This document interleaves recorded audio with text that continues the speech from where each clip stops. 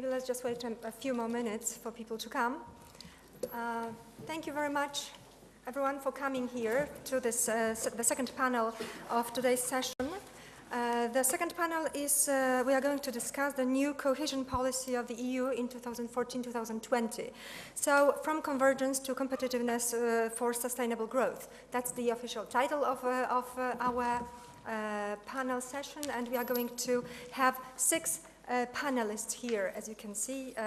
So the first one is going to be Professor Nico Grenendijk from Jean Monnet Chair of the European Economic Governance. He's also the co-director of the Center for European Studies in the University of Twente and the senior member of the Netherlands Institute of Government and president of the European Union Studies Association. So let's welcome Professor Grenendijk.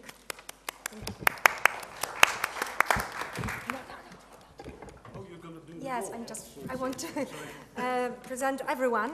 The second panelist is going to be Professor Ion Horga from Romania. Professor is Dean of the Faculty of History, International Relations and Political Sciences in the University of Oradea, and also Head of Institute for Euro-Regional Studies in Jean Monnet European Center of Excellence, and also the Vice President of the EXA Romania. Professor Horga, hello. The third panelist is going to be Professor Adam Ambroziak from Collegium of World Economy in Warsaw School of Economics. Professor is also the member of the Science Board and the Collegium of World Economy and has many specializations in the EU. Professor Ambroziak, welcome. The fourth panelist is Assistant Professor Artur Bartoszewicz from Warsaw School of Economics, from the Collegium of Economic Analysis.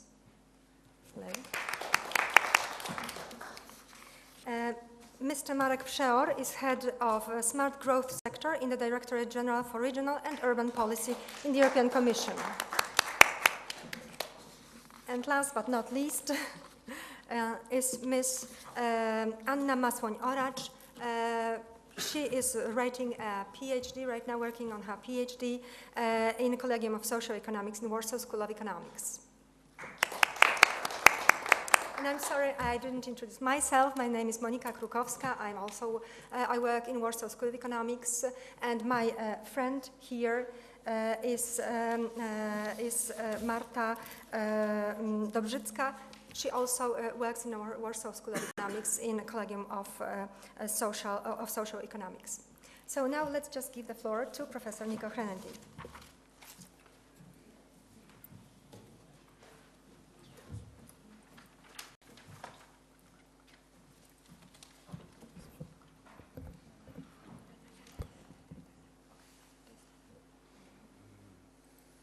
No, that's the wrong one. This is not. Yep. Yep, this one, the middle one. Yep. Okay, ladies and gentlemen, good morning. First of all, I'd like to thank the organizers for inviting me and inviting me to say a few words on the so-called regional dimension of Europe 2020. I would like to point out first that if we think about the regional dimension of Europe 2020, that it actually has 2 sides. First of all, there is the relevance of what happens on the regional level, local level, in terms of economic development, to the objectives of the Europe 2020 agenda, smart, inclusive, sustainable growth, and to the headline targets, employment, R&D, energy, education, and poverty. I will start with outlining a bit about what the potential relevance is of what happens on the regional and local scale to these objectives. The other side of the coin is that Europe 2020 should also be relevant to regions and municipalities, to local and regional authorities. So the second part of the presentation will be about the relevance of policies and governance frameworks to regions and municipalities. Let me start by pointing out the importance of local and regional economies, simply by looking at some of the basic stuff that we know from economic theory. For instance, from economic geography, we know that economic activity and the geographical pattern of economic activity is the result of agglomeration forces and dispersion forces. And what that means is that economic activity is clustered within member states, but also across the borders of member states. And from other parts of economics, for instance, evolutionary and institutional economics, we know that institutions matter, not just national institutions, but also very much local and regional institutions matter for economic development. So we could say that if we look at economic development, that it is a process that is largely place-based, and that it is also largely endogenous, that what happens in terms of institutions at the local and regional level is very important, and that the European economy is actually a system of linked up regional and local economies. And in the literature that is known as polycentricity. Polycentricity is something that is actually quite accepted as, let's say, a vision on economic development in the European Union. If you look, for instance, at some of the reports that have been produced by ESPON, which is the research branch of the cohesion policy, they have developed from some of the policy documents from 96, 2007, and things that have been added to that, a vision and scenarios for economic development, territorial economic development in the EU, and they have come up with 3 scenarios, and they've argued, well, one thing is that we can look at it from a global perspective, have a more global orientation, and then we can see that market-based growth will favor large metropoles, so there will be economic development in large metropoles. Another orientation, which is more in line with, let's say, EU cohesion policy, is the idea that there are secondary cities, not the metropoles, but national capitals, regional capitals, and that they will also develop. And then finally, there's the rural orientation, which looks at small cities and less developed regions. But they've come up with scenarios for these 3 perspectives, sort of put them all together, and the outcome is something that I would like to show you. That is this map. It's a bit vague, unfortunately, due to the copying. Why am I showing this map? Well, simply to show you that if you talk about economic development, you're not talking about member states' economies. You're talking about regional and local economies. This is what this picture shows.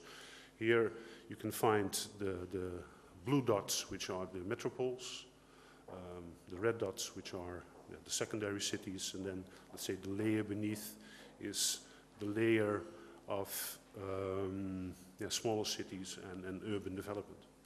So this is a picture on the NUTS 3 level, and again, I think it shows that it is important to look at regional and local economic development, because if we're talking about smart, inclusive and sustainable growth, it by definition happens at the local and regional level. Of course, there's always the larger EU context, there's always the national context of the member state in question, but economy happens at the local and regional level. So territoriality is a key factor, and if you look at the implementation of the Europe 2020 strategy, it depends on the regional dimension. Okay, let's have a look then at the other side of the coin. How relevant is the Europe 2020 strategy to regions and municipalities, or to put it in other words, how regionalized or localized is the Europe 2020 strategy?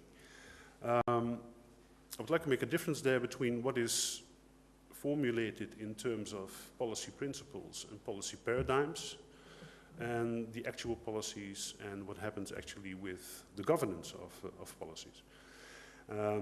When it comes to the first thing, the policy principles and paradigms, I think there is a bit of confusion over what territorialization or regionalization actually means. I'll come back to that later.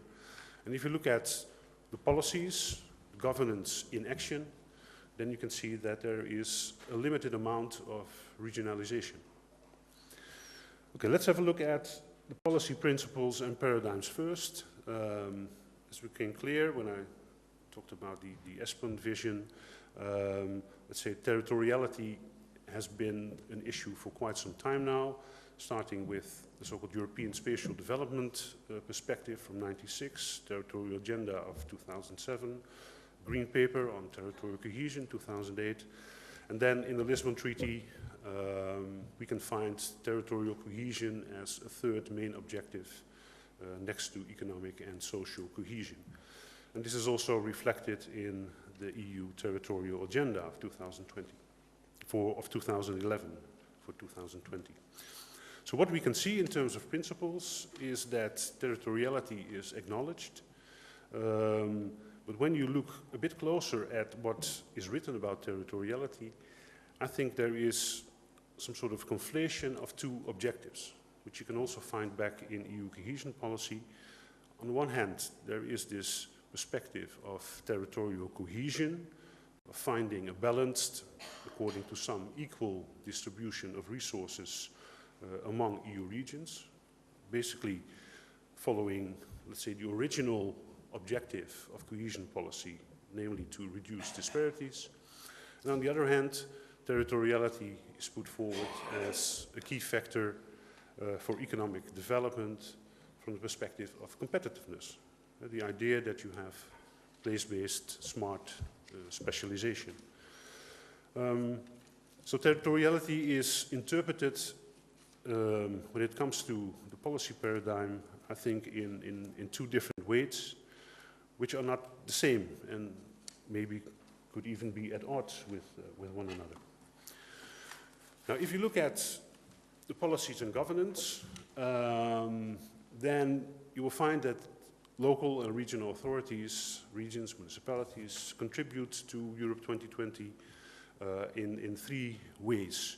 First of all, they are part of Europe 2020 as such, and the governance network that goes with that, the European semester. Secondly, they are, of course, part of implementation of EU cohesion policy. So they are taking part in everything that happens with the structural and investment funds. And then finally, and this is something that is sometimes forgotten, regions and municipalities also have their own policies, regardless of what happens at the EU level, which are relevant to smart, inclusive and sustainable growth. If you think, for instance, about inclusive growth, about the headline target of reducing poverty, okay, this is something that municipalities and regions have their own policies for as well. And of course, if we look at the governance framework then we look at the domestic framework, we look at the level of decentralization in the member state in question within the context of higher level policies, including EU regulation and policies. What I'd like to do is simply go through these three parts. First, have a look at the Europe 2020 strategy and its governance, and then ask the question, okay, how much territorialization can you find there? If we compare Europe 2020 with its precursor, with the Lisbon Agenda, then in terms of territorialization, a big improvement was made in the sense that the Lisbon strategy worked with EU-wide goals, which were identical to all member states, but the Europe 2020 strategy works with EU-wide goals, headline targets, which are differentiated at the member state level. And the differentiation depends on, it says here 2020 situation, but actually it should be 2010 situation. How far away from the targets are member states? And if you are far away, then you get a reduced target. If you're already almost there, then the target is kept. But it could also be that the target is increased if you are, for instance, as in Scandinavia, already investing more than 3% of your GDP in R&D. So this is, I think, a big improvement if you compare Europe 2020 to the Lisbon strategy. But what we can see is that within member states, there are similar differences as between member states when it comes to how far away you are from the headline targets. This is shown by this map, also made by Espon. This is on the NUTS 2 level, unfortunately, because not all data are available at the NUTS 3 level. And what is done here is shown the distance that regions have in member states to their national targets. So national differences are already taken into account. And what you can see then is that within a lot of member states there are still vast differences. The dark brown regions are quite close to the national targets, and the yellow regions are very far away from the targets. But what we can see is that this is not really taken into account in the Europe 2020 strategy. You could argue that territorialization sort of stops at the nation-state level. There's no further differentiation of targets within member states. Another way of looking at it is to see, okay, how are regions and municipalities involved in this whole process of the European semester? The Committee of the Regions of the European Union monitors the involvement of regions and municipalities, and what they find is that in most member states, local and regional authorities are somehow consulted. They are mentioned in the European semester documents, but when you look at the actual involvement, content-wise, for instance in terms of target setting, then they are not really involved, even though they argue that some progress is being made. On the other hand, you can see that increasingly regions have their own Lisbon or Europe 2020 inspired regional action plans, but unfortunately they are not integrated into national action programs. Okay, then very quickly, EU cohesion policy. That is the second way in which regions and municipalities are involved. You could argue that this is the direct way by which the EU, reads the European Commission, implements Europe 2020 in close cooperation with regions and municipalities. It's the main vehicle for Europe 2020. By definition, it is territorialized, but you can see big differences between member states, especially when it comes to the role of central government and the role of regions and municipalities. It has been Lisbonized, Europe 2020ized, if that is a word.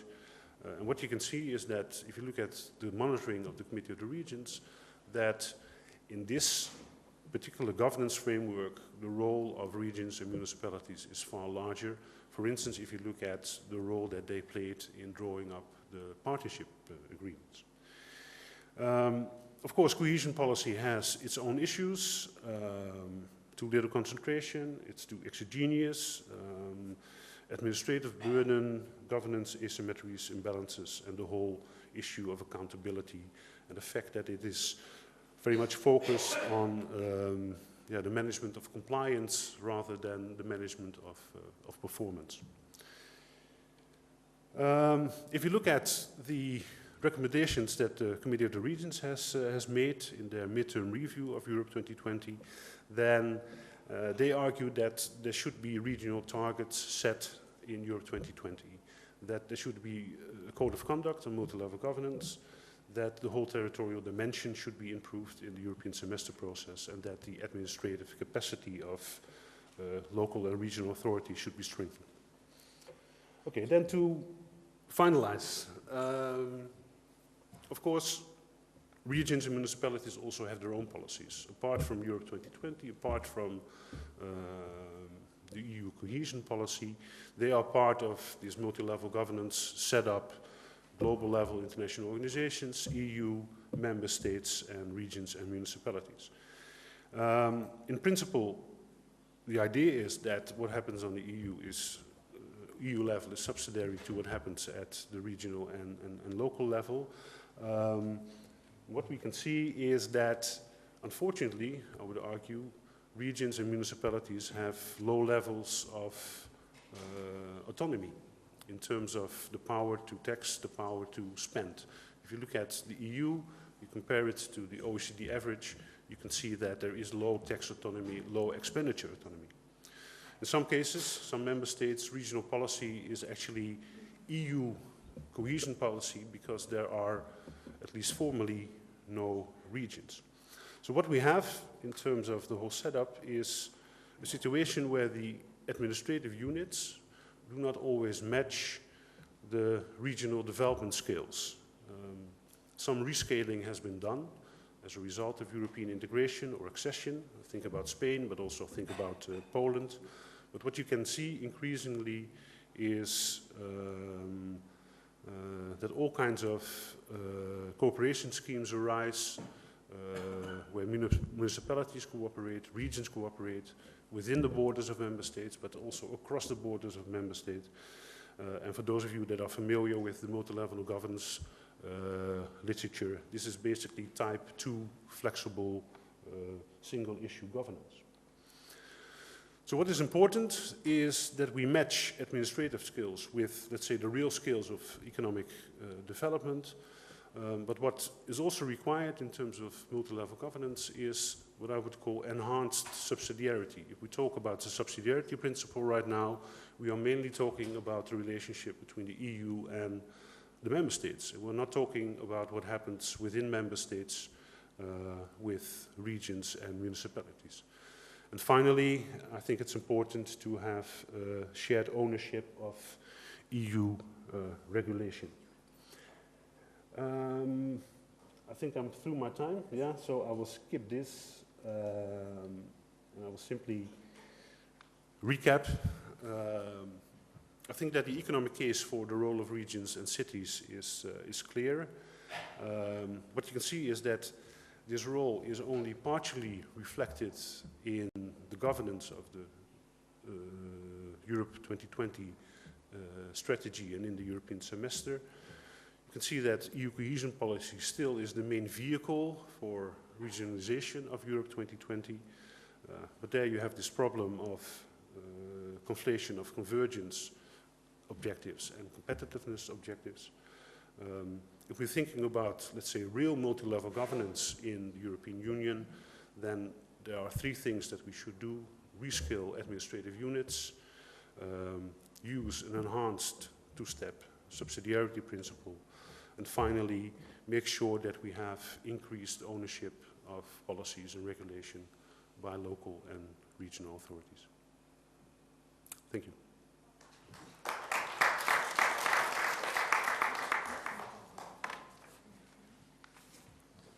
Witam Państwa bardzo serdecznie. Dziękuję Panu Profesorowi bardzo za to ciekawe wystąpienie o trzecim wymiarze spójności terytorialnej. Pan na początku wspominał o tym, jak ważna dla tej spójności jest polityka regionalna, polityka spójności i podkreślił Pan, że ta polityka powinna być przenoszona z poziomu takiego centralnego na ten poziom najniższy, poziom regionów, poziom lokalny. I tak naprawdę tutaj pada pytanie o to, jaką rolę w kształtowaniu tej polityki i w jej wdrażaniu odgrywają państwa, jaką regiony. I myślę, że na to pytanie będzie mógł nam odpowiedzieć pan profesor Ian Horga. Zapraszam Pana bardzo serdecznie.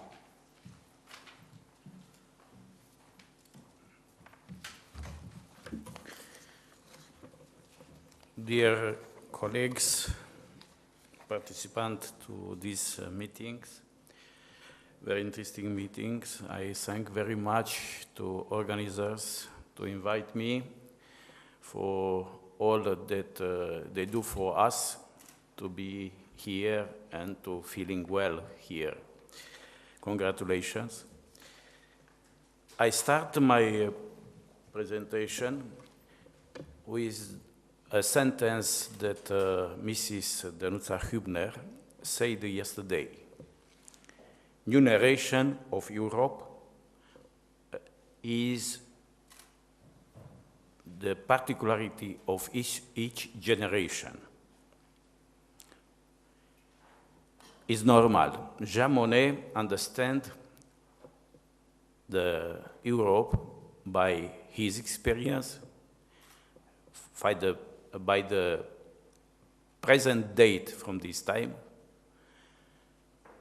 The generation of Delors understood Europe by the particularity data they have. And we must understand and explain Europe by what it's happened around us.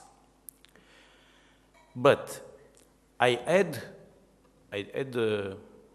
some ideas to this sentence. Yes, I agree. Each generation has right and do give a new narration of Europe. But new narration of Europe is determined also by the new challenge. If the crisis don't arrive, maybe we had another narration of the Europe. But we have the crisis, and you cross the crisis, and you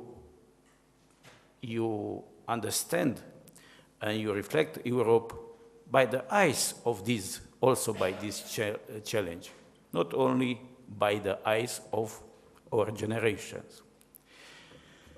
I would like to invite you to regard my presentation by this assumption. New narration of Europe, new narration of regional policy in Central Eastern Europe by the new generation and the new challenges. Also, I invite you to see this policy in Central East Europe by 3 eyes. I choose 3 perspectives from a lot of perspectives given by the scholars, researchers in general or particularity links to Europeanization, particularity links to the Central Eastern Europe. I choose, first of all, the 5 reform model give in administration and management of public system, give by Polit and Bucayert.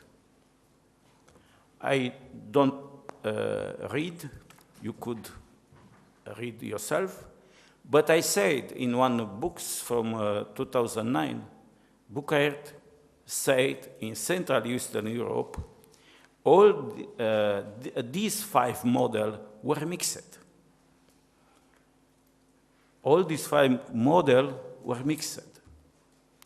And we must look the rapport between European Union and member state concerning the reform administration and management of public system in Central Europe by a mixed way of this model, 5 model. Another researcher, Olson. I choose him because seems to be more links to my paper, my reflection. He considered that Europeanization crossed 5 waves. And where are Central Eastern Europe on this wave? I guess until adapting of national system of governance to European political wide center by creating a specific system of multi-level governance. We are here now.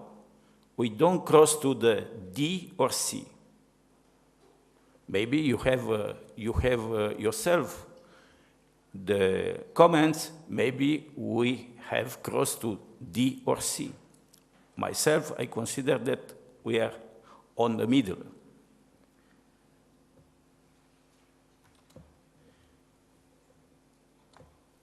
The third perspective is the perspective given by Schimmelfing and Zedelmeier concerning the Europeanization of Central Eastern Europe.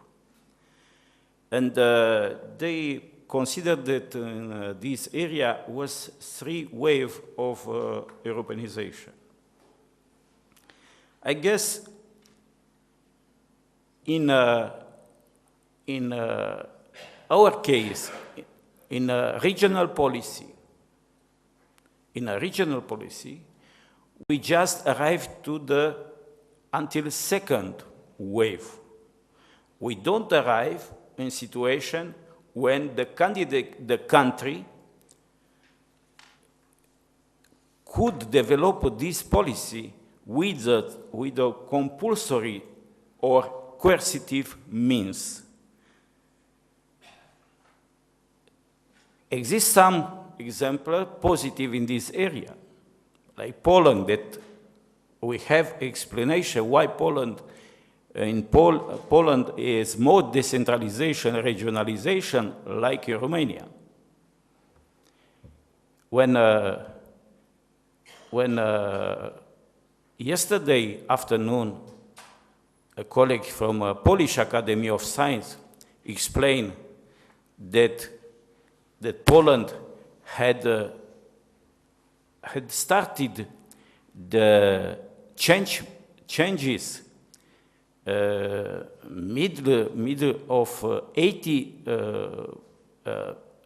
8th decade of last century, and its explanation why in Poland is more decentralization, regionalization, like in Romania, because in Romania we started after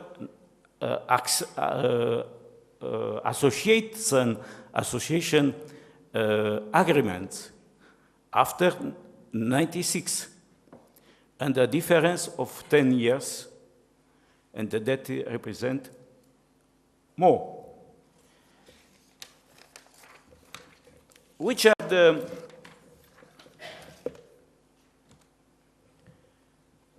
the steps of evolution of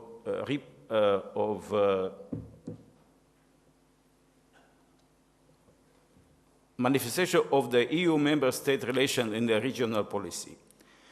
I established three type of manifestation: integrated top-down policy by regionalization, decentralization, that we could following until accession period, a little bit after. A process of recentralization as the bottom-up initiative of the state. They started during the crisis, economic crisis. And finally, that is not arrived yet, these steps, but we expect that will be the solution for the future. The readjustment between the top-down policy and the bottom-up initiative. Integrating top-down policy.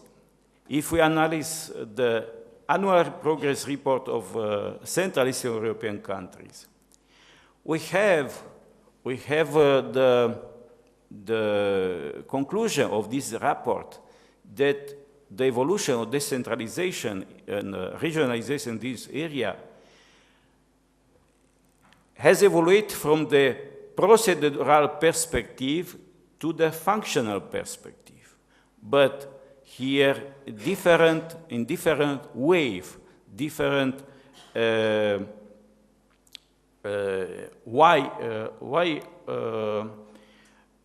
for example, I give the same example, Poland and Romania.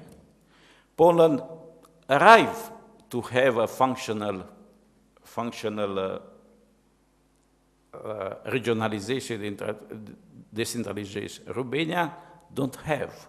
And that are the conclusion of the reports, annual reports of the each countries before accession.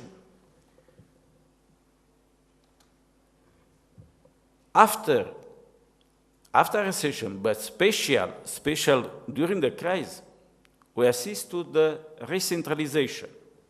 How are manifest the recentralization?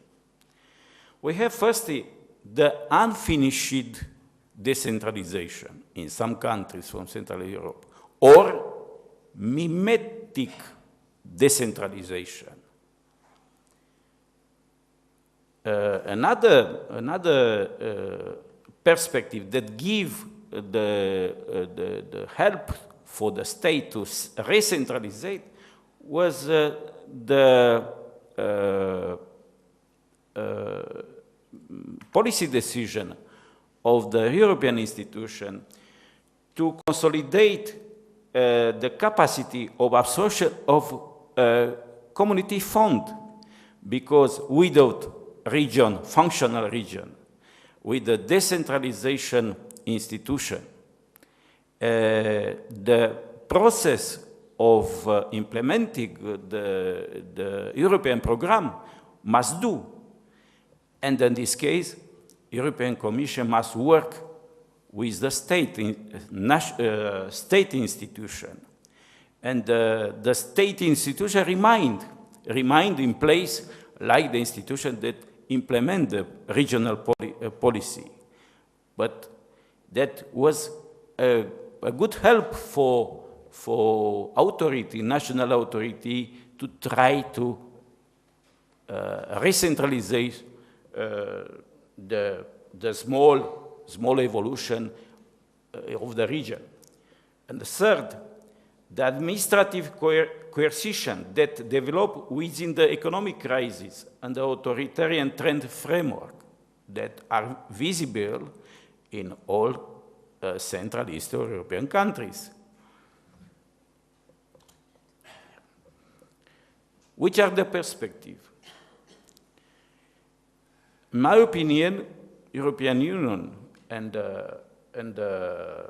state must understand, must work together in a perspective of regional policy.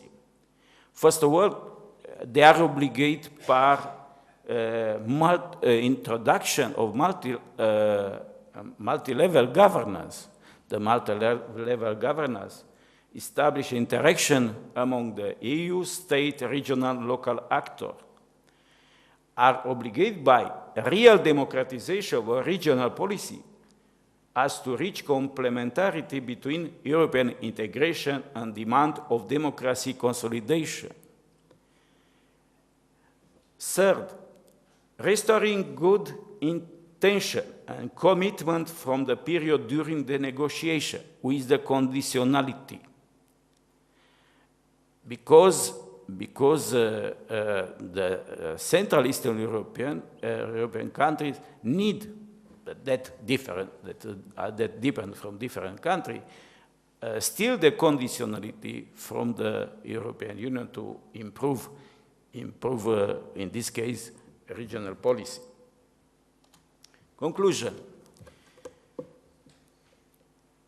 To continue of European integration process as a supranational democracy could continue the process of decentralization in Central Eastern Europe. Lisbon Treaty recognized that equality of state regard the treaty and their national identity, including in terms of the local and regional autonomy.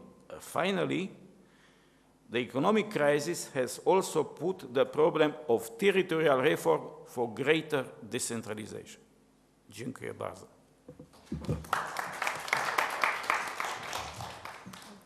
Thank you, Professor, so much. Prosiłabym teraz bardzo naszych panelistów o dyscyplinę czasową, żebyśmy mieli troszeczkę czasu jeszcze na dyskusję i pytania z sali. Także prosiłabym, żebyśmy się trzymali takiego czasu 10 minut. Zapraszam teraz serdecznie pana profesora Ambroziaka, który przedstawi nam to zagadnienie od strony wybranej grupy państw Grupy Wyszehradzkiej i poruszy też temat regionalnej pomocy publicznej. Proszę.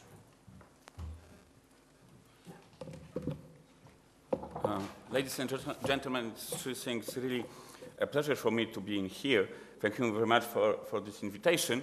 I used to speak in this hall for 90 minutes.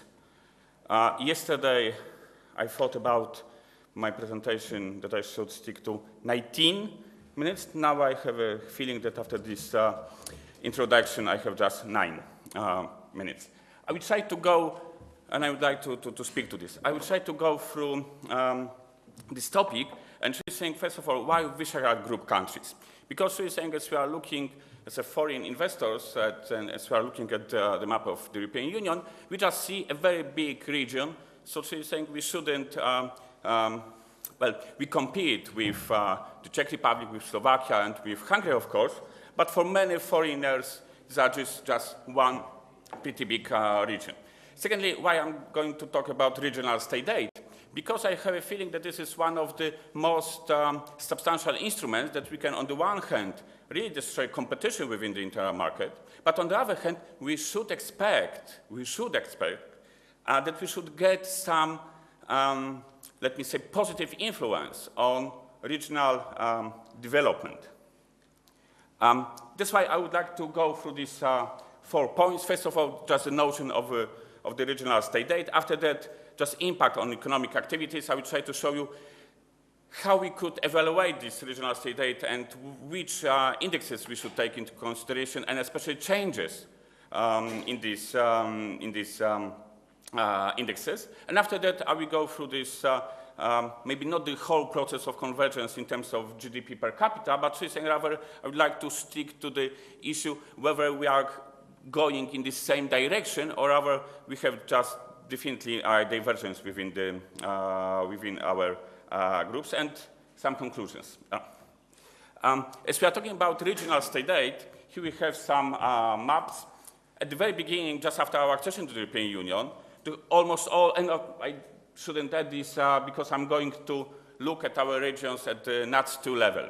So as we joined the European Union, almost whole our territory were covered by regional state aid map, and she's saying it means that we could offer regional state aid in order to attract investors to come to our regions, giving them the highest amount of money which was eligible in our regions. It was up to 50% for large entrepreneurs, with some additional points for small and medium-sized companies. But in 2007-2013, as you see, the European Commission decided to differentiate these ceilings of regional state aid.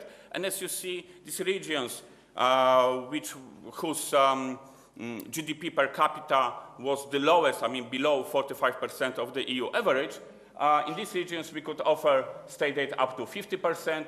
In regions whose GDP per capita was between 45 and 60%, we could grant only 40% of the initial investments, and in the best developed regions, I mean, relatively best developed regions, I mean regions whose GDP per capita was between 60 up to 75%, we could grant up to 30% of initial investment. And of course, we had 3 capital regions that we could grant only up to 10% because the level of development of these regions was pretty high. The issue is, of course, what about the money, whether we really granted this state aid or not. As we see in here, this is just cumulated regional state aid in millions, and definitely we see that majority of this money was granted, especially in the Czech Republic and Poland.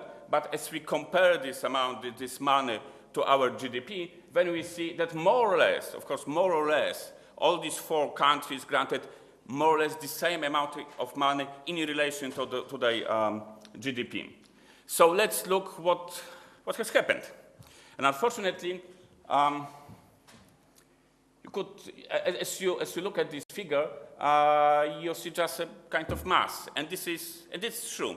Why?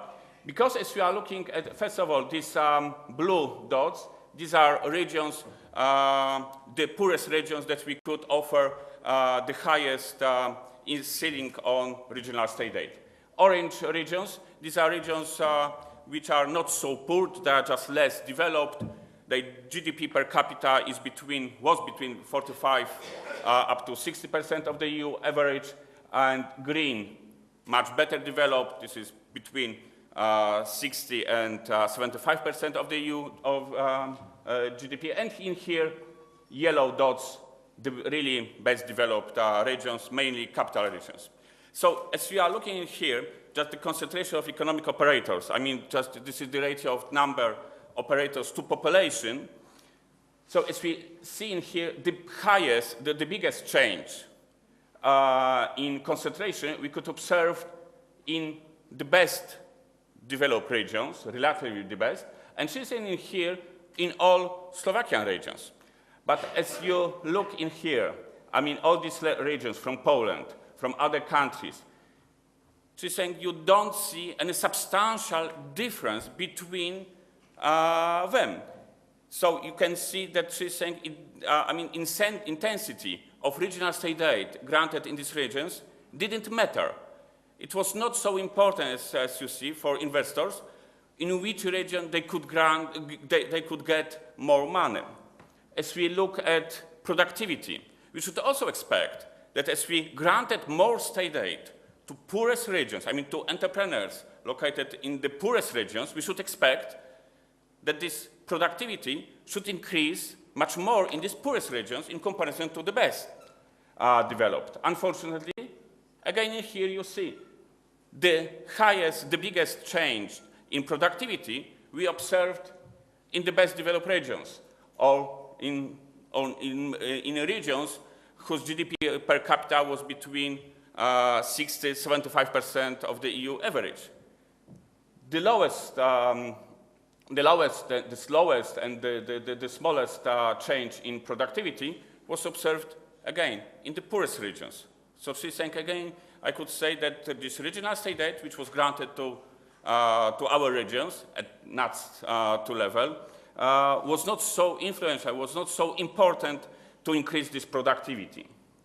As we look at economic activity rate, so just the ratio of employed and unemployed people to the population.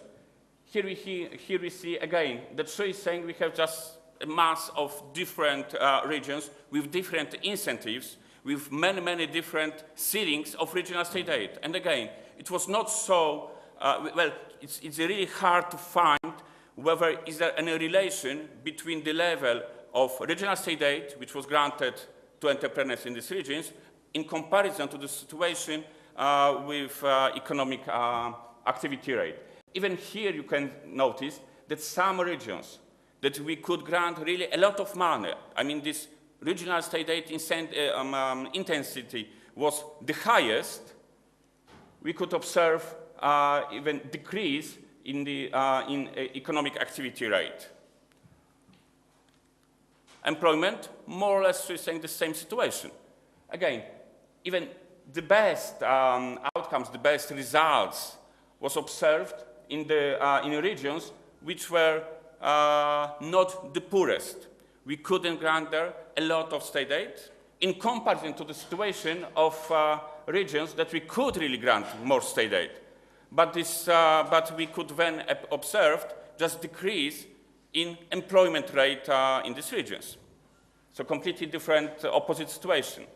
Unemployment, more or less the same, just opposite. Again, here we have just a mass, and it's impossible to find any relation from economic point of view, from just this graph point of view. It's impossible to find any relation between ceilings on regional state aid and unemployment rate and or reduction of unemployment rate. Even in some regions, especially in Hungary, the poorest regions, that this ceiling on regional state aid was the highest, we observed increase in unemployment rate. So what about my last point? What about the consequences of this regional state aid and these ceilings on regional state aid? We can observe this is the dispersion of regional GDP per capita at NUTS 2 level. There is a special formula developed by the European Commission. And in here we see that although the poorest countries, I mean new member states of the European Union, were allowed to grant really a lot of regional state aid. Unfortunately, these changes, I mean, they increased this dispersion of regional GDP per capita. What does it mean? That really saying even that or because of the fact that we granted the state aid to our regions, we at the end of the day got much higher dispersion than it was, much bigger dispersion than it was before. And almost the last slide. Here you have again these blue dots with our regions, whose GDP per capita was the lowest. And what has happened? Of course, as you see, some of them, they moved from this category of the poorest regions to the group of regions who are just only less developed. I mean, the GDP per capita was in 2011 between 45 and 60%. So you could say, okay, we really improved our economic development in these regions. But as you compare their situation to the situation of much better developed regions, maybe not so much, but just better developed, you see that this change is not so high. I mean, these regions, these orange, let me say regions, whose GDP per capita was between 45 and 60%, now is between 60 and 75%, but this change was much higher in these regions, that we couldn't grant a lot of state aid in comparison to the situation to regions that we could grant more state aid. And the conclusions? I could say that really the fastest convergence in terms of GDP per capita we could observe in GDP per capita and unemployment rate, we could observe in the best developed regions, relatively best developed regions, while she's saying the poorest regions remain the poorest. And my problem is that I'm not sure that we really should stick to this map even for this period 2014-2020, because still we are going to grant a lot of state aid, especially regional state aid, to attract investors to come to these regions. And I'm not sure that this is the best way how we could think about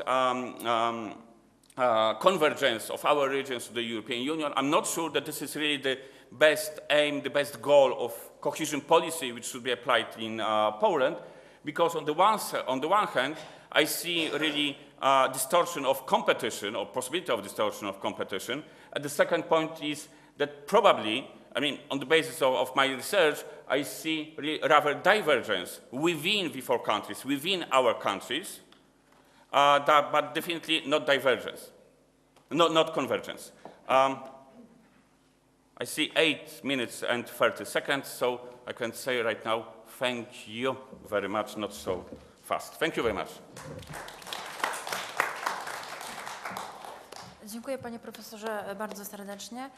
Następna prezentacja dotyczyć będzie instrumentów, które polityka spójności może wykorzystywać, żeby podnosić właśnie konkurencyjność i konwergencję. Zapraszam pana doktora Artura Bartoszewicza.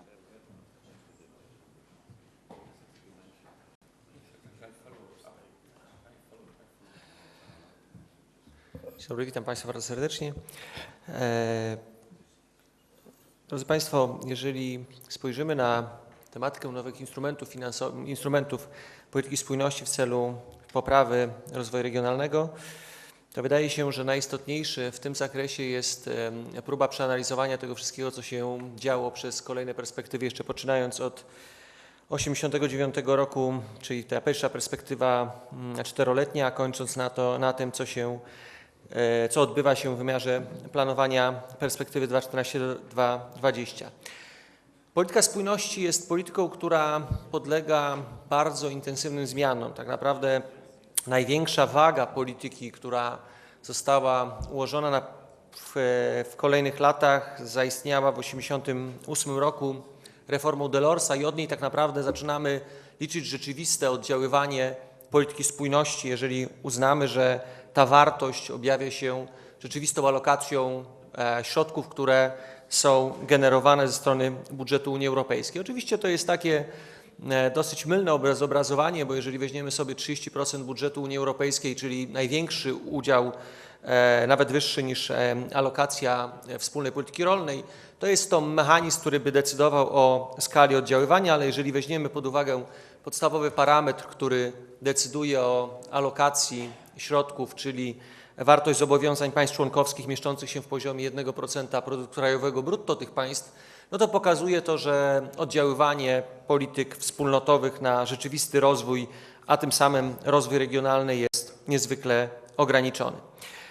Sama implementacja polityki to jest suma działań, metod, środków, technik, narzędzi, które mają doprowadzić do podwyższania spójności w wymiarze społecznym, gospodarczym, terytorialnym. Tu już była mowa o tym aspekcie przestrzennym, terytorialnym, który stał się coraz bardziej, czy staje się coraz bardziej istotny z punktu widzenia realizacji polityki. W wdrażaniu polityki spójności cały czas, i tu niezmiennie przyświecają 4 zasady, czyli zakłada się koncentrację środków, która w tym okresie programowania 14-20 jeszcze bardziej oddziaływuje na dysproporcje tematyczne, które związane są z poziomem rozwoju poszczególnych regionów, więc mamy zasady ring fencingu, które ukierunkowały finansowanie na konkretne cele tematyczne wobec nowej perspektywy. No ale nie zmieniły się mechanizmy tak znacznie wieloletniego programowania finansowego, nadal mamy perspektywy 7-letnie. Bardzo istotna zmiana w kontekście wyniesienia zasady partnerstwa na poziom rozporządzenia wspólnotowego, czyli bezpośrednio zapisy w artykułach tego rozporządzenia, no i bardziej istotnie też ujęte zasady dodatkowości. Podstawową interwencją są oczywiście zapisy traktatowe, czy podstawą interwencji są zapisy traktatowe, które pozwalają na budowę w poszczególnych rozporządzeniach kierunkowych podstawy interwencji w wymiarze przestrzennym, zastosowania poszczególnych narzędzi, czy też pogłębienia realizacji polityki spójności. Jeżeli przeanalizujemy samą zmianę, czy też odmianę polityki spójności przepowiadającą przez kolejne okresy programowania, to oczywiście o zmianie przede wszystkim decydowały rozszerzenia. Największe ostatnie zadecydowało w takim znaczący sposób, że pojawiły się kraje, które dosyć mocno w wymiarze dysproporcji rozwojowych wprowadzone zostały do Unii Europejskiej, a przede wszystkim regiony, które do tej pory w takim wymiarze dysproporcji w stosunku do starych państw Unii Europejskiej jeszcze nie funkcjonowały. No ale polityka spójności żyje i się rozwija i tu przykładem takiego niestałego charakteru ciągłości zmian są oczywiście decyzje wynikające między innymi z przeglądów budżetowych Unii Europejskiej, taki znaczący w 2010 roku, który zdeterminował obecne działania Unii Europejskiej wobec polityki spójności, to ukierunkowanie na trzech takich kluczowych obszarach, czyli koncentracja środków i założeń w ramach nowej polityki wieloletniej, czy strategii wieloletniej Europa 2020, zobowiązanie państw członkowskich do bardziej istotnych wdrożeń reform w zakresie potrzeb, tak aby polityka była skuteczna w jej implementacji, no i poprawa skuteczności polityki przy jednoczesnym zwiększeniu nacisku na wynik. I to jest ta główna zmiana, która czeka nas w wymiarze polityki spójności w nowej perspektywie. Zejście czy odejście od nacisku wymiaru produktowego, a przejście w wymiar rezultatu powoduje dosyć duże wyzwanie, szczególnie w wymiarze doświadczeń krajowych. Kolejnym obszarem zmian to oczywiście wobec zasad i metod kształtowania polityki to sama strategia Europa 2020, która zastępuje nam wizję konstruowaną wymiarem strategii lizbońskiej. Już to strategia lizbońska miała pierwotne założenie pewnej rywalizacji na świecie z silniejszymi gospodarkami. Dosyć szybko zostało to zweryfikowane i okazało się, że lepiej szukać potencjału w wymiarze rozwoju zrównoważonego, czy też szukać rozwiązań w wymiarze innowacyjności. Z punktu widzenia rozwoju regionalnego na perspektywę 2014-2020 zaplanowano szczególne narzędzia. Oczywiście podstawą jest nowa strategia programowania, która obejmuje wspólne ramy strategiczne, umowę partnerstwa czy też programy operacyjne. Jest to zmiana podejścia z poprzednich okresów programowania, w których podstawą były narodowe plany, czy też narodowe strategiczne ramy odniesienia odnoszące się do konkretnych wyzwań strategicznych. Na rzecz umowy partnerstwa pokazuje większe zobowiązanie państwa członkowskiego do realizacji właśnie wymiarów politycznych wspólnotowych. Zdefiniowano 3 nowe propozycje, szczególnie ważne dla polityki spójności, czyli przede wszystkim koncentrację zasobów finansowych, system uwarunkowań i zachęt, to jest element decydujący o sposobie przyszłego wydatkowania pieniędzy na poziomie regionalnym oraz skoncentrowanie na oczekiwań. Założono tym samym, że państwa członkowskie, regiony muszą skoncentrować zasoby krajowe i unijne na ograniczonej liczbie priorytetów. Wprowadzono nowe przepisy warunkujące ten mechanizm zachęt, ale też swoistych kar za niewywiązywanie się z wymiaru wynikowego interwencji. Wzmocniono zasady dodatkowości współfinansowania i pojawiła się jeszcze bardziej rozwinięta logika tzw. rezerwy wykonania.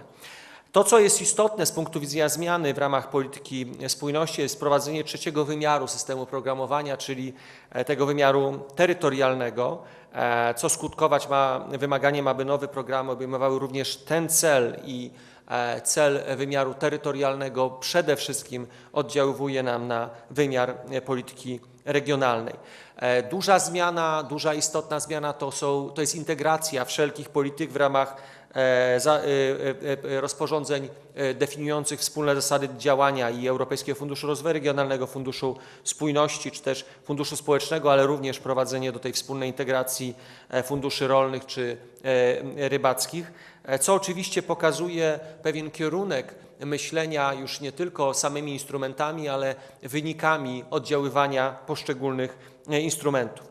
Komisja zaproponowała dodatkowo wprowadzenie wspólnych planów działania jako mechanizmu operacyjnego, który ma doprowadzić, by odejść od takiego indywidualnego spojrzenia na realizację poszczególnych projektów w kolejnej perspektywie, ale przede wszystkim szukać rozwiązań zintegrowanych, projektów wspólnych, które będą na siebie wzajemnie oddziaływać.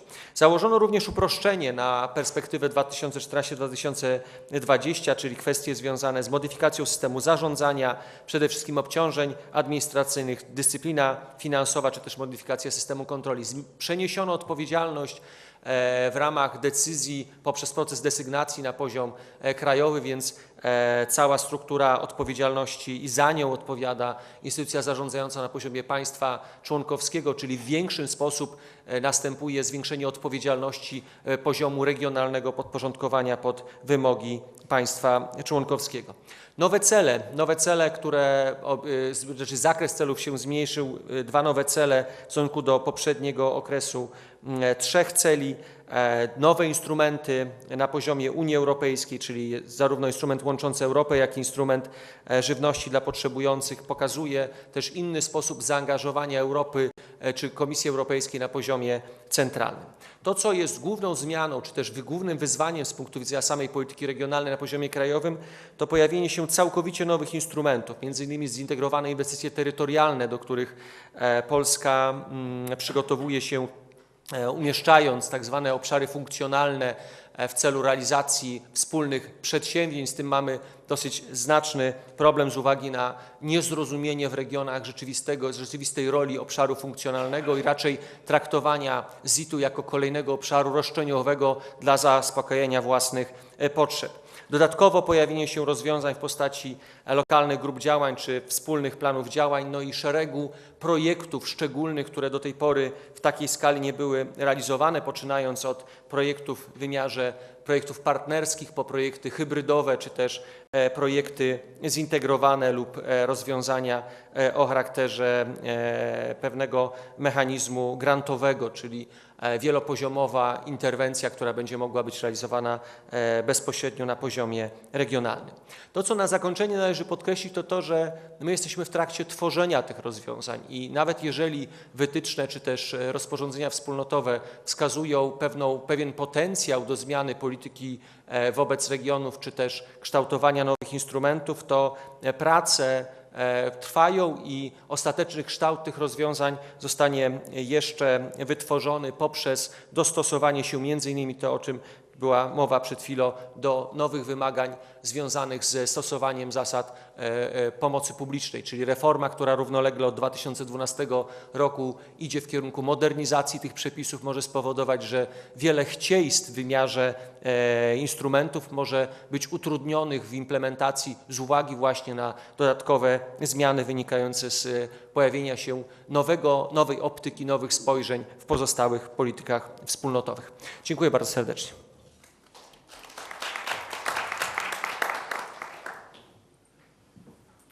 Dziękuję serdecznie, panie doktorze. Następna osoba przedstawi nam zagadnienie inteligentnych specjalizacji regionalnych, smart specialization. Temat skądinąd mi bardzo osobiście bliski. Jest to też jakby rzecz, która dopiero się tworzy i kształtuje. Pan Przeor jest reprezentantem Komisji Europejskiej, także mam nadzieję, że przedstawi nam troszeczkę inny punkt widzenia na to zagadnienie niż nasz naukowy. Dziękuję bardzo. Zapraszam. Ladies and gentlemen, thank you very much for the invitation, first of all. I'm going to speak Polish, since, so please don't I switch. Jestem Polakiem od 12 lat w Komisji Europejskiej i absolwentem zarówno Szkoły Głównej Handlowej, jak i Uniwersytetu Warszawskiego, dzięki czemu z przyjemnością tutaj mogę coś powiedzieć na temat inteligentnych specjalizacji. Od 2 lat mam przyjemność prowadzić zespół, który ma za zadanie zarówno rozwijać samą koncepcję inteligentnych specjalizacji, jak i wdrożyć ją, przetłumaczyć ją z akademickiego języka na język rzeczywistości, co jest dosyć trudną inżynierią. Ale powiem Państwu, jak to próbujemy robić. Polityka spójności, slajdy będą po angielsku, polityka spójności jest polityką bardzo ściśle w tej chwili zintegrowaną w ekonomiczny rozwój Unii Europejskiej. Jakbyśmy popatrzyli na te 3 główne elementy, na konsolidację fiskalną, na reformy strukturalne i na inwestycje prowadzące do wzrostu, my mniej więcej plasujemy się w tym, czym ja się zajmuję w tym obszarze, tak? Czyli inwestycje, ale połączone z reformami strukturalnymi. O czym główną elementem, który wyróżnia tę nową perspektywę, jest to, że polityka spójności jest bardzo ściśle związana z semestrem gospodarczym. W związku z tym nasze środki powinny być wykorzystywane również do zmian strukturalnych, jeżeli takowe są potrzebne w krajach. Wiele było powiedziane przede mną na temat tego, jaka jest logika funkcjonowania w nowej perspektywie. Natomiast ja chciałbym jako też praktyk w tym temacie powiedzieć jedno. Jak zacząłem od 2009, przeszedłem z polityki innowacji, którą się zajmowałem przez 6 lat i strategią lizbońską, do praktycznego wdrażania w polityce spójności. W 2009 roku zaskoczyło mnie straszny pęd na absorpcję, czyli liczenie efektywności wdrażania poprzez maksymalizację wydawanych środków. Napędzane przez media również im lepiej, im szybciej wdrażasz, im szybciej wydajesz, nie jak wydajesz, tylko im szybciej wydajesz, tym lepiej. Jako ekonomista dla mnie to był dosyć trudny kawałek chleba do zgryzienia i udało się zmienić sposób komunikacji w Polsce z wydawania na inwestycje. I to jest ma bardzo duże znaczenie, dlatego że inwestycja oznacza, że oczekujemy zwrotu. I gdy nie będziemy oczekiwać zwrotu, to możemy popaść w takie problemy jak kraje, które przez 30 lat korzystały z polityki spójności i które o tym zwrocie niekoniecznie myślały, inwestując albo wydając środki. Jednym z mechanizmów, który może pomóc w tym zakresie, jest inteligentna specjalizacja. I teraz też trudno powiedzieć, w jaki sposób przetłumaczyć tą smart specialization Tworząc nazewnictwo w tym temacie, myśleliśmy o tym, jak to nazwać, tak? Po pierwsze, to na pewno nie chodzi o specjalizację w rozumieniu skoncentruj się tylko na jednym i zapomnij o czymś innym. Po drugie, nie chodzi tu o to, żeby być inteligentnym w sensie sprytnym. Na pewno o co tu chodzi, to jest proces. Próbowaliśmy w rozporządzeniu napisać to w jakiś sposób taki zrozumiały. W związku z tym w regulacji, w rozporządzeniu ujęliśmy to w ten sposób. Inteligentne specjalizacje to jest ustawienie priorytetów, zdecydowanie się, w co będziemy inwestować na bazie procesu, o którym zaraz wspomnę, ale zdecydowanie się, w co inwestujemy, oznacza, że nie dajemy pieniędzy wszystkim, tylko wybieramy i rezygnujemy z takich obszarów, w których nie będziemy mieli szansy konkurować. Po co? Właśnie po to, żeby budować konkurencyjność, przewagę konkurencyjną. A przewagę konkurencyjną, i to nie przewagę konkurencyjną kosztową, tylko przewagę konkurencyjną poprzez połączenie własnych zdolności, umiejętności, wiedzy i nauki z potrzebami biznesu. Podkreślam własnych, bo to jest jakby kluczowy element endogenicznej teorii wzrostu. Po to, żeby być w stanie konkurować na świecie, trzeba budować trwałą umiejętność konkurowania. To jest długi okres, długi proces. To jest proces, który trwa latami. W Korei 40 lat trwał. To jest po to, żeby znajdować możliwości na rynku, ale też i ten ostatni element jest bardzo ważny dla nas z punktu widzenia efektywności, wydajności wydatkowania środków publicznych, żeby nie było duplikowania się środków i na przykład przypadków inwestowania w laboratoria w zbliżonych regionach, w takich samych laboratoria i niestety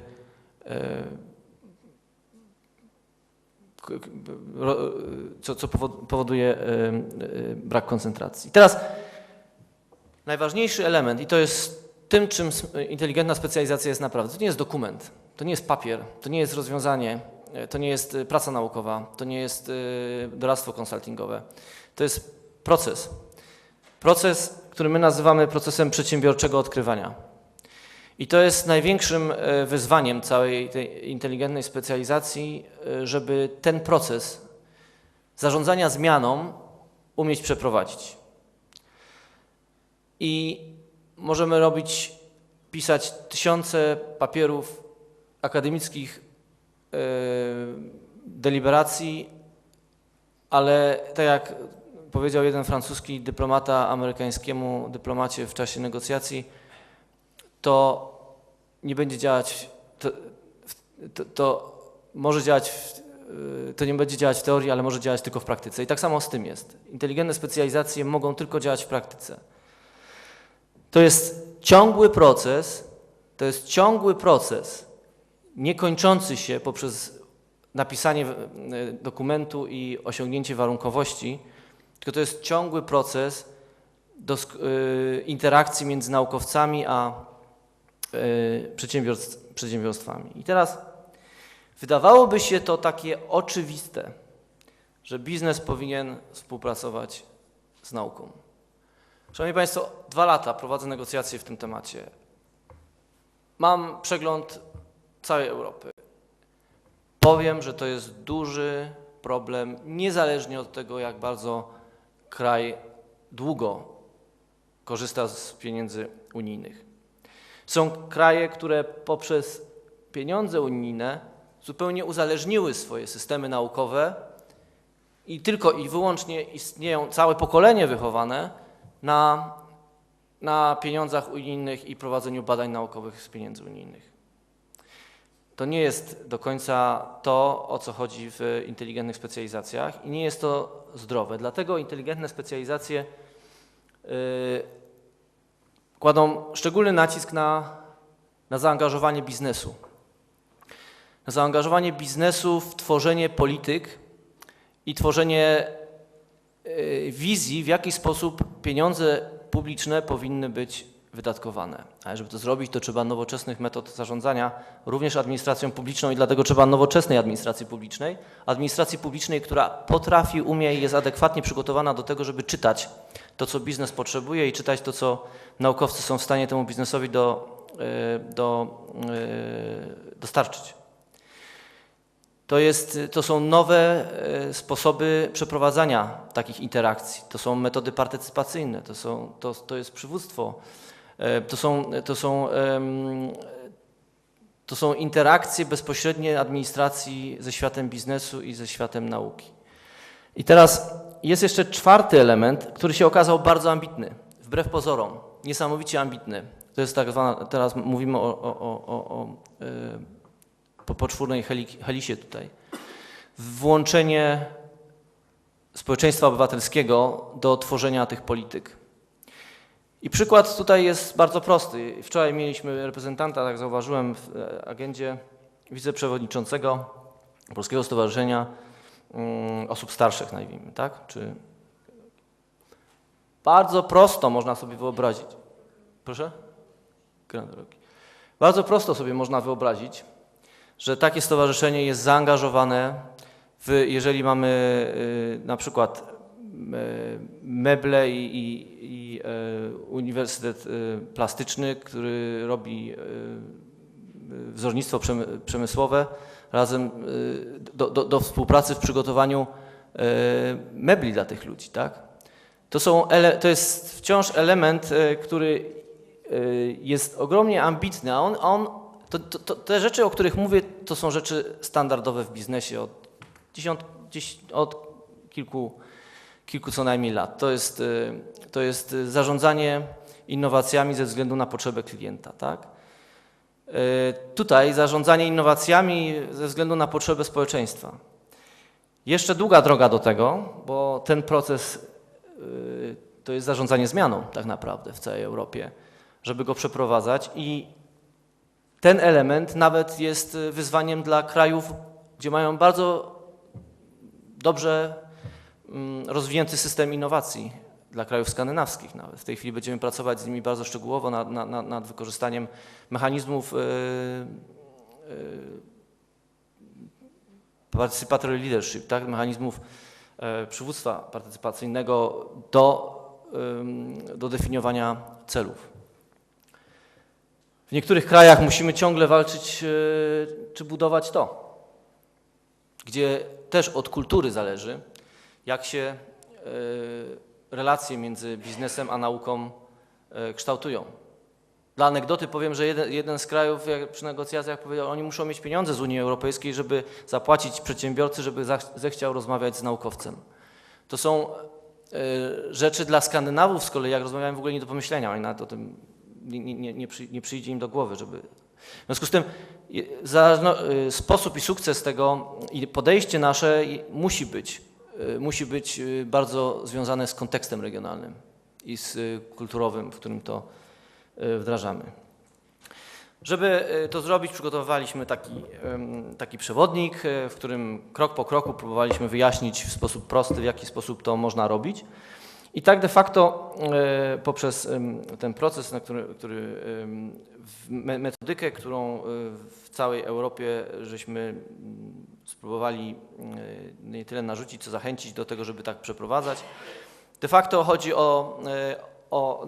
największy problem nie był tutaj z analizami, SWOT-em.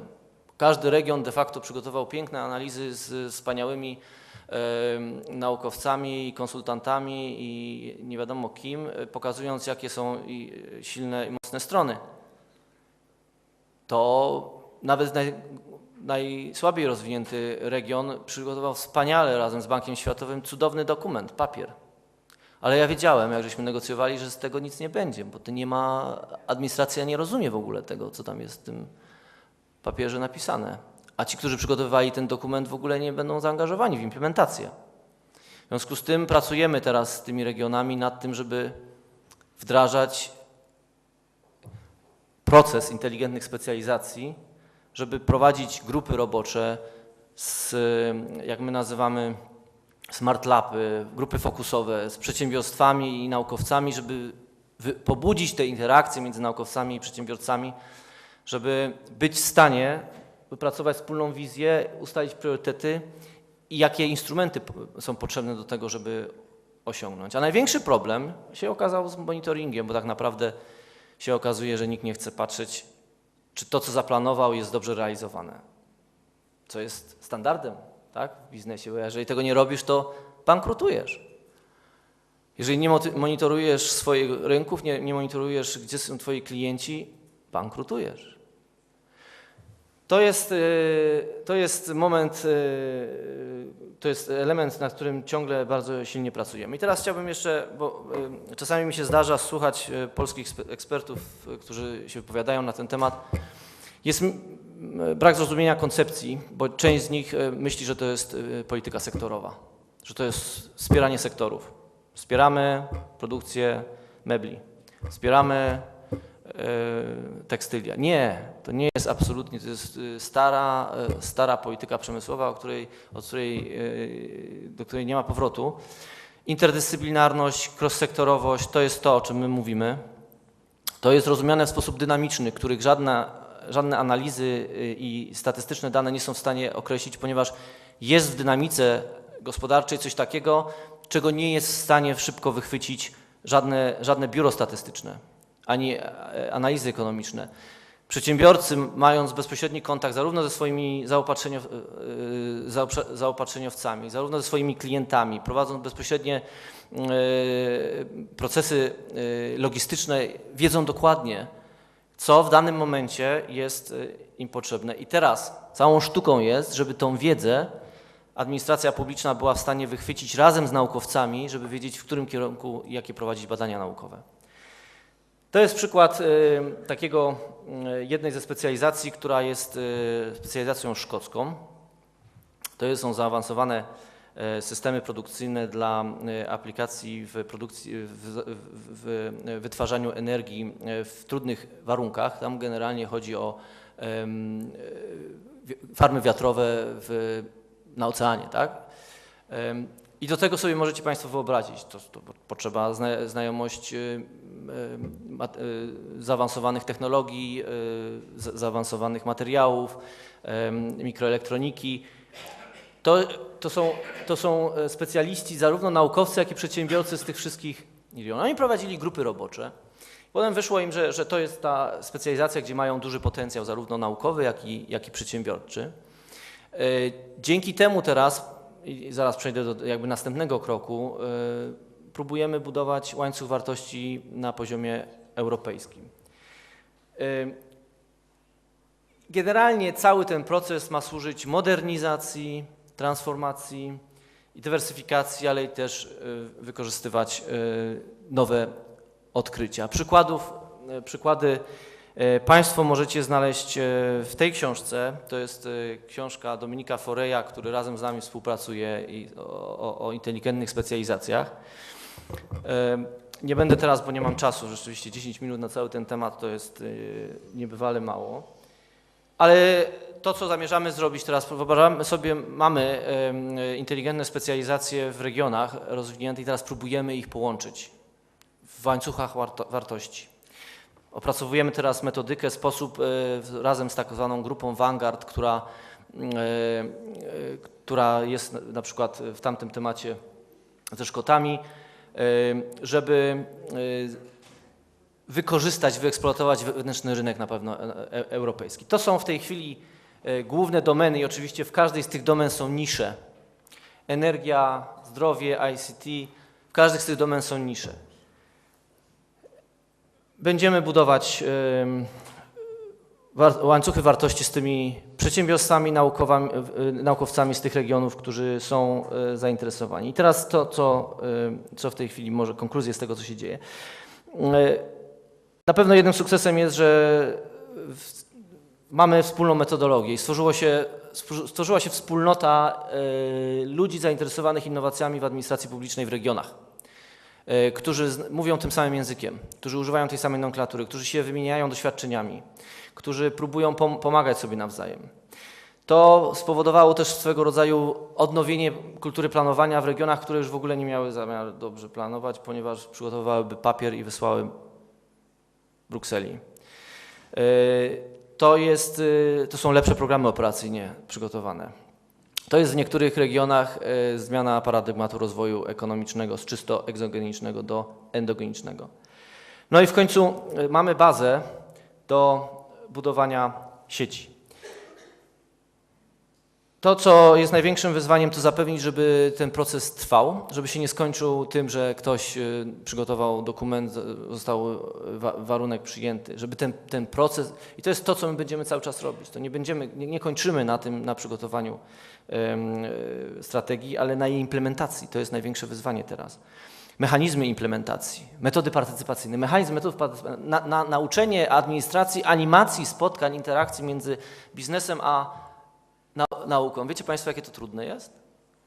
Ci ludzie nie wiedzą, jak robić takie spotkania, ponieważ oni nigdy nie byli przyzwyczajeni do tego, żeby robić spotkania, gdzie nie ma PowerPointa. International Opening and Cooperation. To jest synergia z Horyzontem 2020, odrębny temat. I teraz bardzo krótko i zwięźle skończę z... Generalnie w tej chwili mamy 160 miliardów euro na te 4 główne cele przewidziane. Badanie i rozwój ICT i małe i średnie przedsiębiorstwa i niska emisja. Dla Polski ten pierwszy cel tematyczny, badania i innowacje, to jest w całej puli 40 miliardów euro, które są przewidziane na 2014-2020. Polska jest największym beneficjentem. Nominalnie, tak? Czyli sukces inteligentnych specjalizacji w Polsce jest niezwykle dla mnie istotny i traktuję Polskę jako poligon doświadczalny. Pracujemy ciężko z administracją,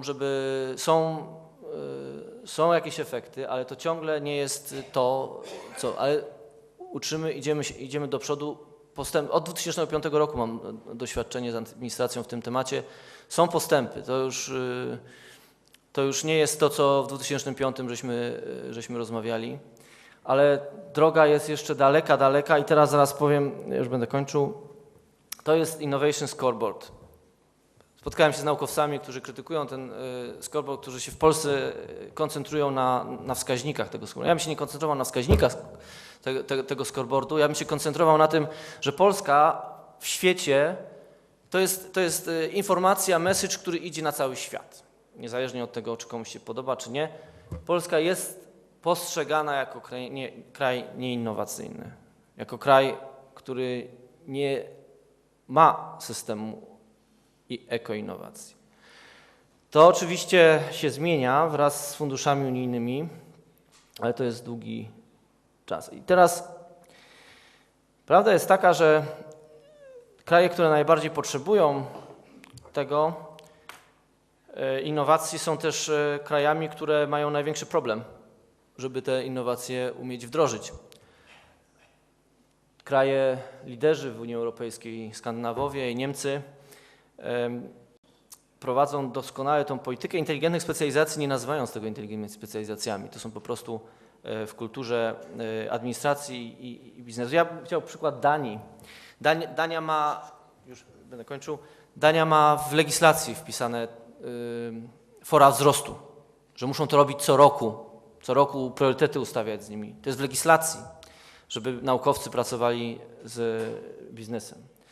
Ale, i to jest kończę temat, bo to jest temat do przemyśleń,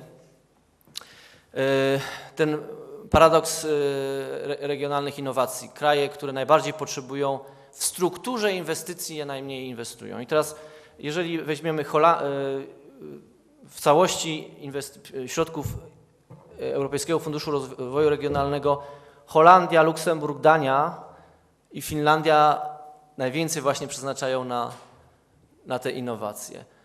I możemy tutaj mówić oczywiście, że jest zapóźnienie w infrastrukturze transportowej, zgadza się, ale mądra polityka rozwoju gospodarczego polega również na tym, żeby nie budować lotnisk, na którym ląduje jeden samolot, a przekazać te pieniądze tam, gdzie można budować długofalowy wzrost.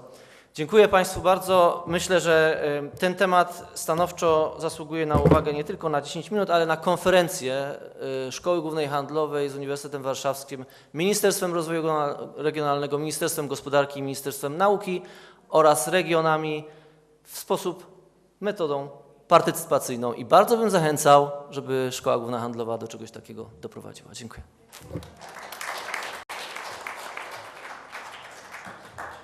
Dziękuję bardzo, panie dyrektorze. W swoim wystąpieniu pan często nawiązywał do tego, jak ważna jest współpraca, jak ważne jest włączanie różnych środowisk, różnych partnerów w proces wdrażania tych wszystkich strategii i dokumentów, bo wówczas nie zostaną one tylko martwymi zapisami na papierze. Myślę, że nasza ostatnia panelistka, pani Ania Masłoń-Oracz, na pewno podziela te zdanie, tym bardziej, że tematem jej wystąpienia właśnie jest rola miast i regionów w rozwoju, w kreowaniu właściwie polityki klastrowej i rozwoju gospodarczego. Zapraszam. Thank you. As my former speaker, I'm absolvent of University of Warsaw and Warsaw School of Economy. So my perspective is from political science and the economy. And also I developed concept of smart specialization in my PhD dissertation that I'm going to defend this year in the Warsaw School of Economy. But this presentation, of course, at the beginning, I would like to thank you, my Professor Latashek, to invite me here and to give me this opportunity to address my speech to you. As many things were said before about cohesion policy, about smart specialization, about concerns concerning territories, my speech is about smart regions and cities supporting cluster development and industrial competitiveness that basically is based on smart specialization, clusters, and industrial competitiveness that we all talk from since yesterday.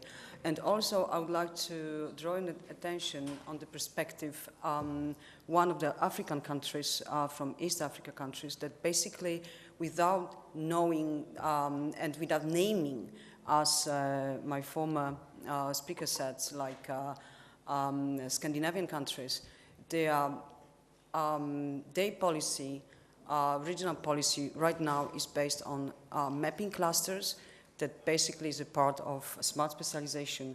And that's what my findings is, that basically EU can learn a lot from regional development in East African countries and how they are skipping steps, and that is all about. So Euro 2020, as it was said here, in the framework of the Euro 2020 strategy, the European Commission recently updated its flagship initiative and industrial policy for the globalization area in order to support European industry and its contribution to growth and economy recovery. In this context, the role of regions and cities creating a favorable environment and supporting a diversified competitiveness and sustainable industrial base was highlighting. Regions and cities are key when it comes to the adaptation of industrial and structural changes to developing clusters, to creating a business-friendly environment, and to linking research and innovation policies to regional economies, namely in view of supporting small and medium enterprises. And this new industrial value chain that my speaker, the former speakers mentioned, it's something that I'm right now developing, like from the business perspective, like connecting clusters from, not only from Poland. I built up 2 or 3 clusters already here. I'm connecting them with European clusters, and then I'm connecting them with clusters in East Africa community right now. So that's what this industrial value chain is coming up. And those my partners from other continents, just yesterday I just came back from Rwanda. They are so interesting in what are we doing here in Europe. And for us, maybe new paradigm of regional development, like smart specialization, is something new. Not new, but since 2005. But for them, it's something that they are really connected with. As we know, the importance of clusters as a key element in smart specialization strategies due to the fact that the cluster drive industrial innovation and competitiveness. That's also what was the relation between clusters and economic growth. It comes from EU, and in this sense, cluster organizations have been, at least in those territories that Professor mentioned, yeah, the importance of territorial policy, where really commitment to them has been experienced. Important initiatives generating many benefits and positive externals for its members. How about smart cities? That was the title, and how the supporting cluster development and industrial competitiveness. In the debate to create smart cities, it's easy to get lost in various discussions and proposals of city models and available technologies. In an effort to simplify just a complex topic, let's focus on the smart city, smart regions, three prioritize: cost reductions of resources, energy, natural resources, and time, developing the well-being of citizens, and supporting SMEs through cluster development.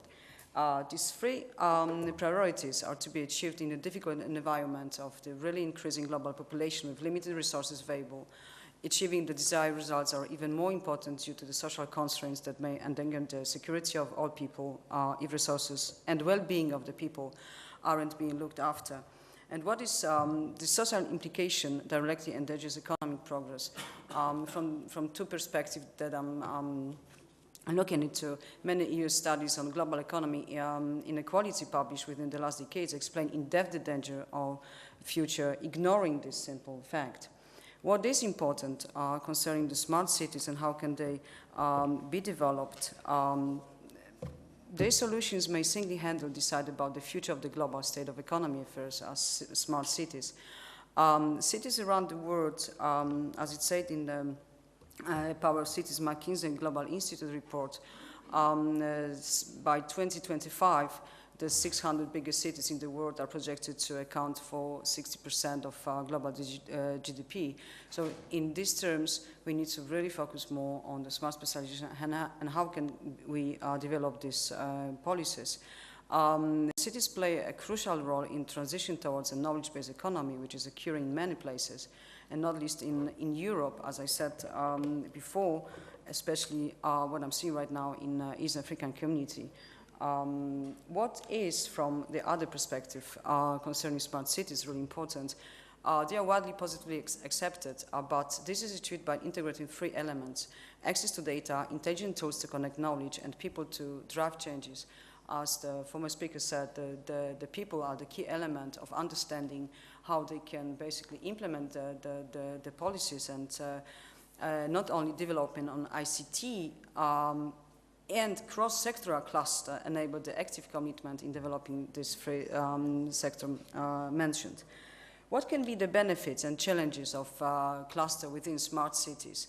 A cluster with integral goals of working under the scope of a smart cities effectively release the enormous potential of digitalization.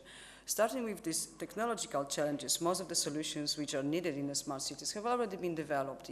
It's not a new concept, but right now what we need to focus really to integrate, and all, as it was mentioned before, concerning these farms, wind power plants on the sea, we need to focus really on this concentration, like solar panels, electric vehicles, white turbines, smart grids, building management systems, all have the potential to become a part of the smart cities. What is more concerning these benefits and challenges of cluster within smart cities?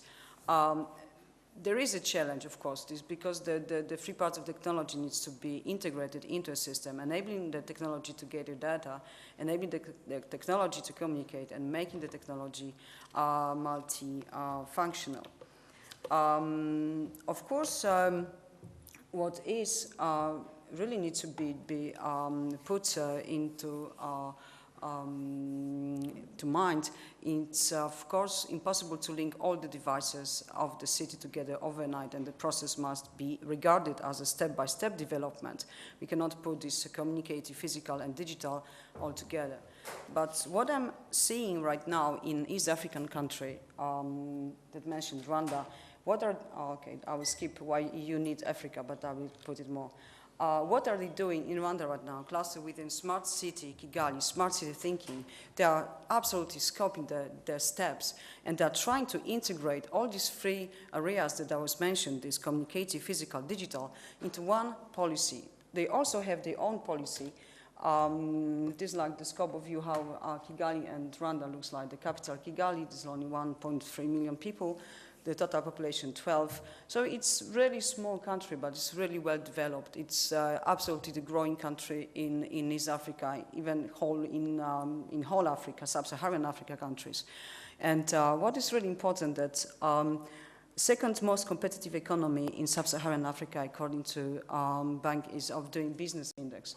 So as we can see, concerning they really embarked a program to modernize its legislative and regulatory framework. And a case of cluster collaboration as a result, and coincidentally also a part of the solution to achieve better performing smart cities. That's what they're doing right now. And in their vision 2020, there's like the coincidence, of course, and, which focuses among others on job creation and poverty reduction. That's all the problems that we are facing here in Europe with more and more unemployed young people, as we heard in the first panel. Okay, I'll skip it. Cluster creative, there are three, okay, the SME sectors. That's usually when you is the last panelist you need to skip, and okay. So just really roughly and rapidly, in this vision to 2020, they are going to be a middle economy country.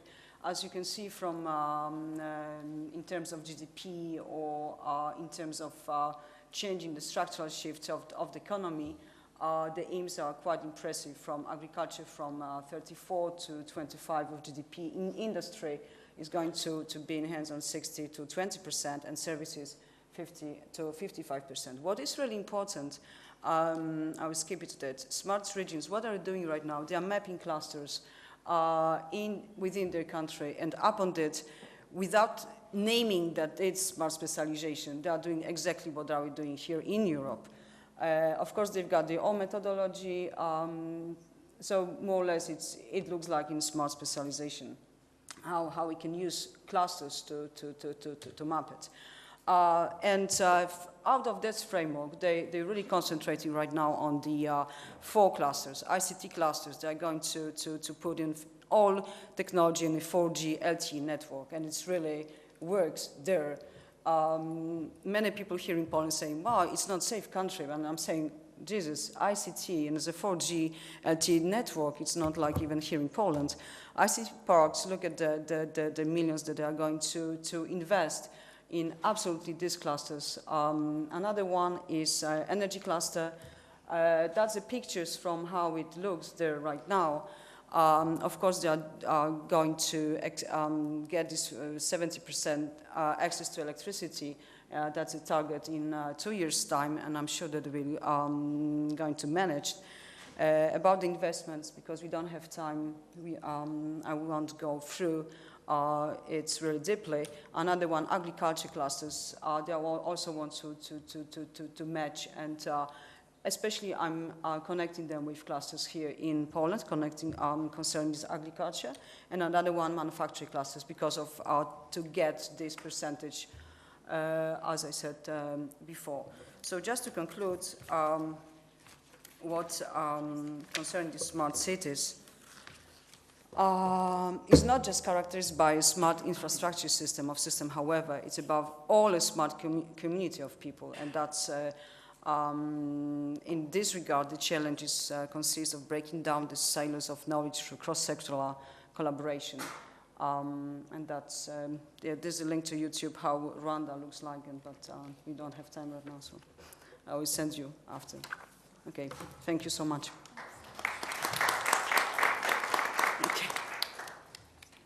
Dziękujemy bardzo za tą interesującą prezentację. Myślę, że nawet w tak wydawałoby się egzotycznych miejscach jak Rwanda możemy szukać inspiracji, możemy szukać przykładów networkingu. Chciałabym teraz Państwa zaprosić do dyskusji, do zadawania pytań naszym panelistom. Chciałabym, żeby ta dyskusja nawiązywała do zawartych w temacie naszej konferencji właśnie tych wyzwań dla Europy, dla Unii Europejskiej. Żebyśmy się zastanowili właściwie, jaka ta polityka spójności mogłaby być, jakie są najważniejsze jej wyzwania, jaka przyszłość ją czeka. 2 pytania, proszę bardzo.